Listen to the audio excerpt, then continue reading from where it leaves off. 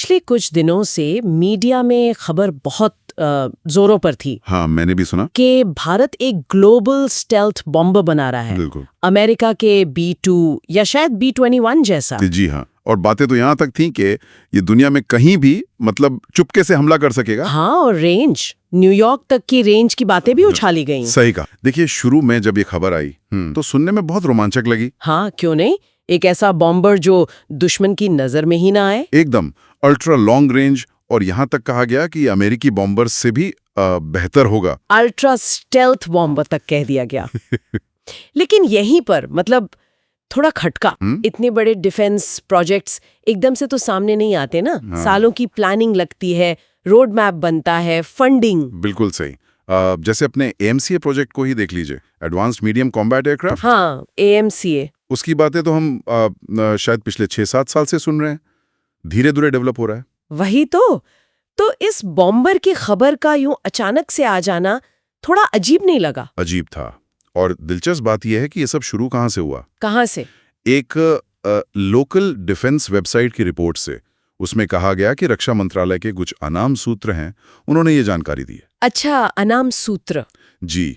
और फिर क्या था, बड़े मीडिया संस्थानों ने जैसे द इकोनॉमिक टाइम्स और दूसरी डिफेंस मैगजीन्स ने इसे उठा लिया और शायद फिर बढ़ा चढ़ाकर पेश किया। बिल्कुल। किसी ने रेंज पर कुछ जोर दिया, किसी ने स्टेल्थ क्षमताओं पर, और खबर फैल गई। देखिए, ऐसी खबरें अक्सर भू राजनीतिक माहौल में ज्यादा तेजी से फैलती हैं। हाँ, ये बात तो है।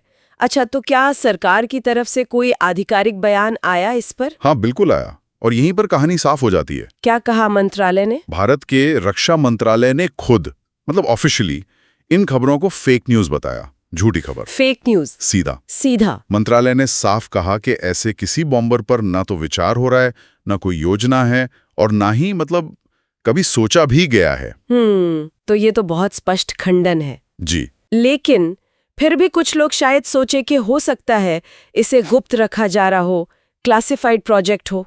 हाँ, ये सवाल उठता है, लेकिन यहीं पर मामला और पेचीदा हो जाता है जब हम इसकी लागत पर गौर करते हैं। अच्छा, लागत? हाँ, ये जरूरी पहलू है। बिल्कुल।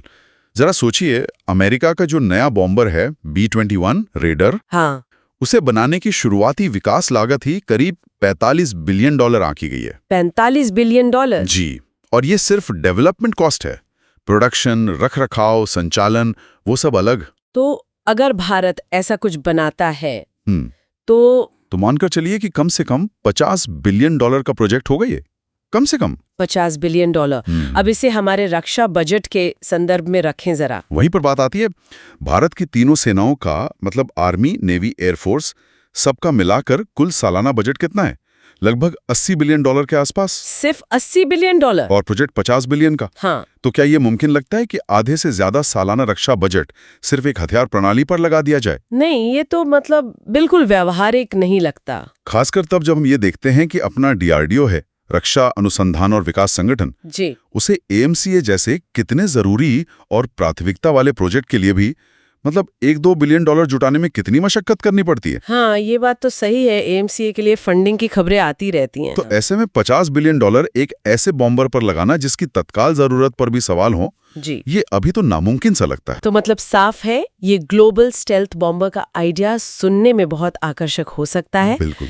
लेकिन फिलहाल भारत के लिए ये ना तो आर्थिक रूप से संभव दिख रहा है और शायद नहीं ये हमारी प्राथमिकता है। सही कहा। अभी सारा ध्यान AMCA जैसे जो प्रोजेक्ट चल रहे हैं उन्हें समय पर पूरा करने पर है। तो इस पूरी बातचीत का सार क्या निकलता है? सार यही है कि भारत के ग्लोबल स्टेल्थ बॉम्बर की ये जो कहानी थी वो असल में असत्यापित स्रोतों से निकली एक अफवाह थी, जिसे मीडिया ने फैलाया। हाँ, और जिसका रक्षा मंत्रालय ने आधिकारिक तौर पर खंडन कर दिया है। तो ये पूरा मामला हमें ये भी सिखाता है कि रक्षा जैसे संवेदनशील विषयों पर कोई भी खबर आए तो उसके स्रोत को परखना बहुत जरूरी है। बिल्कुल, वेरीफाई करना बहुत अहम है। ये सब जानने के बाद एक सवाल मेरे मन में घूम रहा है जी, कि चलिए मान लिया ये खास बॉम्बर अभी नहीं बन रहा, पर भविष्य को देखते हुए अगले दशक में भारत को अपनी रणनीतिक जरूरतों और तकनीकी महत्वाकांक्षाओं के हिसाब से किस तरह की हवाई शक्ति, किस तरह की क्षमताओं का लक्ष्य रखना चाहिए? ये बहुत अच्छा सवाल है, और साथ ही ये भी सोचने वाली बात है कि ये पूरा घटनाक्रम हमें रक्षा सूचनाओं के बनने, फैलने और उन पर यकीन करने के तरीके के बारे में क्या बताता है। शायद इस पर भी हमें विचार करना चाहिए।